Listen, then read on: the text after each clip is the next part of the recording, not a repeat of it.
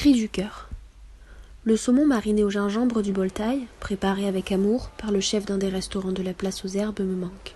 Tout comme les glaces d'une fin de journée bien remplies à aile froide, les thés en terrasse, les pizzas qui débordent de l'assiette, les pâtes au pesto du petit italien du coin de la rue. Confinée depuis un mois, j'ai l'impression d'être passée à côté d'instants de vie, en disant « non merci ». Sauf que maintenant, il est trop tard. Trop tard pour me délecter de la crème de marron sur une gaufre encore chaude. Trop tard pour tremper mon pain dans la fondue. Trop tard pour trinquer, bière à la main, avec mes amis qui sont désormais loin de moi. Cloîtrée, je prends mon stylo et j'écris des mots qui ne peuvent plus demeurer enfermés. Tandis que je ramasse, une à une, les miettes de ma confiance, avec ce texte, je rajoute une pierre à l'édifice. Il faut que les mots sortent, car je ne veux plus demeurer timorée et intérieurement crier. Même si j'ai peur de faire entendre ma voix, je ne peux plus laisser ce petit talon d'Achille ruiner en silence ma vie. Alors, c'est en prenant mon courage à deux mains que je m'écris. Dois-je me transformer en Zola, en clamant que moi aussi, j'accuse? Mais après tout, de qui puis-je bien faire le procès? Des dictats sociétaux? Des extrémistes qui les délivrent? Ou bien de mes aveuglantes quêtes de performance et de perfection? Alors, à qui la faute? Et d'ailleurs, faut-il chercher un coupable?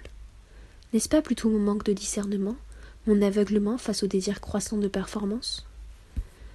Désireuse d'apprendre et d'optimiser chaque détail, j'ai bu la moindre parole extérieure. Ainsi, un commentaire sur mon apparence physique a ouvert la porte aux obsessions, aux calories, aux pesées hebdomadaires puis quotidiennes, teintées d'instants de joie passagers et d'angoisse permanente, aux kilomètres de course à pied, a fait s'effondrer une confiance si difficilement bâtie et s'effacer un sourire qui semblait pourtant indéfectible. Je ne m'étais jusqu'alors nullement préoccupée des idéaux physiques dictés par la société, par les médias. Et voilà que sous prétexte d'une optimisation du rapport poids-puissance, être plus légère pour être plus performante, on me les ancrait dans le crâne. L'humiliation vécue s'est transformée en remise en question profonde et m'a menée à m'épier dans chaque miroir, celui de la salle de bain, des portes vitrées à l'entrée des magasins et du reflet des voitures. J'y voyais sans cesse quelque chose à améliorer. Quelques mois plus tard, l'épuisement physique et moral m'a conduit aux excès, à la haine de moi, à l'entraînement excessif et au regard qui creuse davantage la cicatrice. Cri interne. Oui, je vais bien, ne vous inquiétez pas. Depuis des années, mes émotions sont confinées dans un corps que je ne voudrais ne plus être le mien. La fermeture des restaurants et le ralentissement de la vie m'ont laissé un goût amer, celui d'être passé à côté de quelque chose, de ne pas avoir pu pleinement profiter d'une fin d'adolescence qui me semble avoir été volée. On a tenté de m'enlever ma joie et mon grand sourire au profit de la performance. Aujourd'hui, les restaurants ont rouvert.